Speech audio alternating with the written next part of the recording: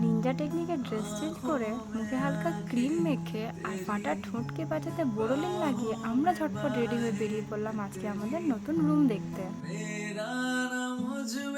আর বেরিয়ে সব থেকে আগে যেটা চোখে পড়লো এই বড়াগুলো, তাই এখানে একটু আলু বড়া ট্রাই করছিলাম। আর আজ যেহেতু ছিল রবিবার, রবিবার এখানে হাট বসে, তাই রাস্তাতে একটু লোক ছিল। আর সামনে দেখলাম কোনো অনুষ্ঠান হচ্ছে। যেহেতু অনেকদিন কোনো অনুষ্ঠান দেখা হয় না, ভাবলাম একটু অনুষ্ঠানই না হয় দেখা যাক। তো এখানে কোনো পুজো উপলক্ষে অনুষ্ঠান হচ্ছিল। হাই, আমি পিয়ালি। আর আমি থাকি কর্ণাটকের খুব ছোট্ট একটা জায়গা নার্সাপুরাতে। তো অনুষ্ঠানের প্রথমে তো কিছু বুঝতেই পারছিলাম না ভাষা না জানার কারণে। তারপরে যখন নাচ শুরু হলো, ভাষা বুঝতে পারি আর না পারি বেশ ভালোই লাগছে। দাদা, উনি অনুষ্ঠান কম দেখছিলেন, আমার ফোনের দিকে তাকিয়েছিলেন বেশি, তাই ভাবলাম ওনাকে একটু নেওয়া যাক।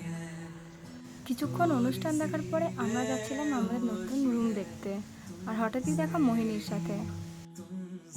ওকে বাই করে চলে আসলাম নতুন রুমে। এখানেই একটাই রুম ফাঁকা ছিল, বাকিগুলো ভরা ছিল, তাই আর অন্য কোনো ভিডিও নিতে পারিনি।